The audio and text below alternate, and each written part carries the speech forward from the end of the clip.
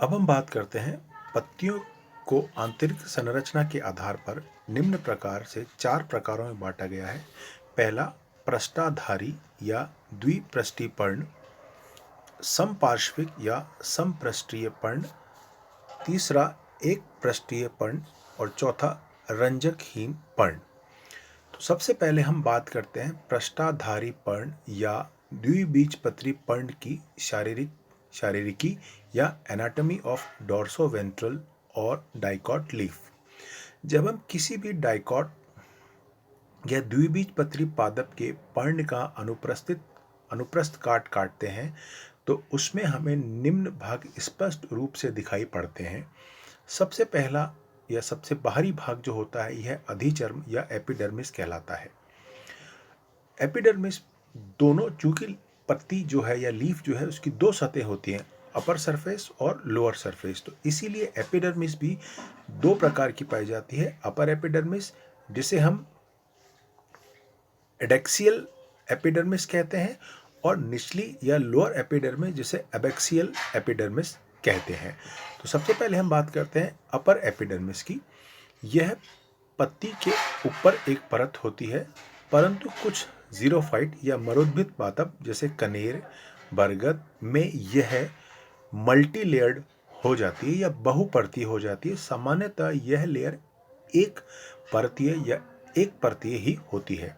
यह मृदु ऊतकीय कोशिकाओं से निर्मित होती है जो एक दूसरे से सटी हुई होती है। क्यूटिन के जमाव से यहाँ इन पर क्यूटिकल बनती है जो कहीं कहीं पर इनमें मल्टी सेल्यूलर या बहुकोशीय रोम भी पाए जाते हैं या कभी कभी रोम का अभाव होता है।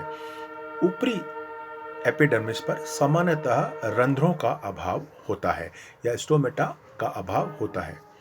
अब हम बात करते हैं निचली एपिडर्मिस या लोअर एपिडर्मिस। यह एक परतीय मृदुतक कोशिकाओं से बनी होती है। इस पर क्यूटिकल का डिपोजिशन कम होता है।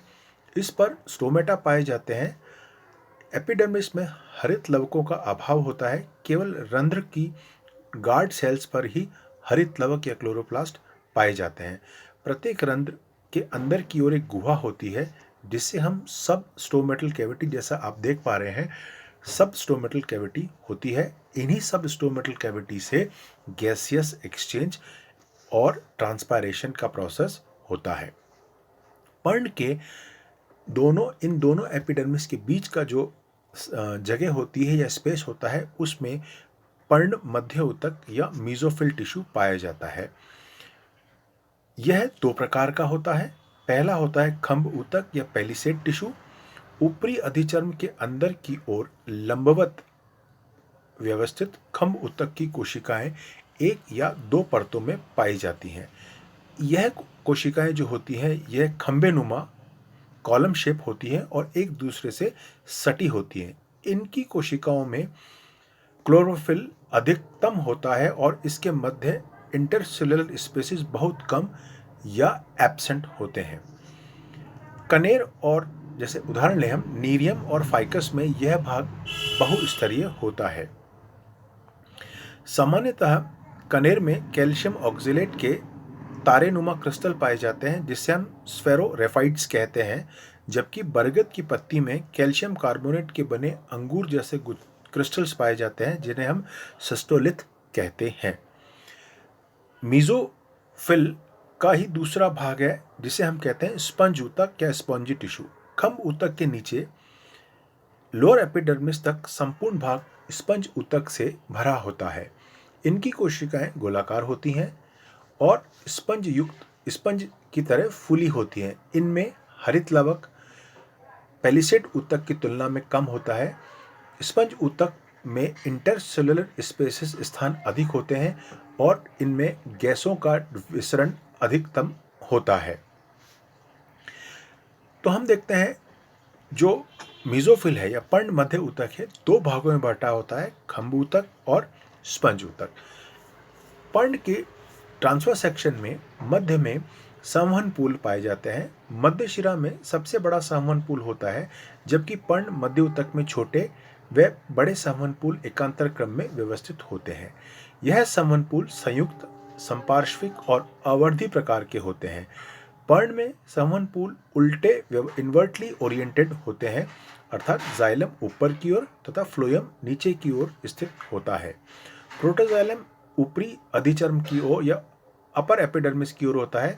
प्रत्येक संवहनपूल के चारों ओर मृदु ऊतक कोशिकाओं की एक परत होती है जिसे हम बंडल शीट कहते हैं। तो इस तरह हम देखते हैं कि द्विबीजपत्री पादपों में चूंकि इस प्रकार की कोशिकाएं जो होती हैं, जो ये इस प्रकार की जो पर्ण है तने पर समकोण में व्यवस्थित होती हैं, अतः इनकी एक सतह गहरी हरी जबकि दूसरी सतह कम हरी होती है। इनमें स्टोमेटा केवल निचली सतह पर ही पाए जाते हैं, इसलिए एवं ऊपरी सतह पर स्टोमेटा नहीं पाए जाते। तो इस तरह हम देखते हैं कि जो द्विबीजपत्री पादप हैं, इसकी पादपों में किस तरह की उनकी पत्ती में आंतरिक संरचना पाई जाती है।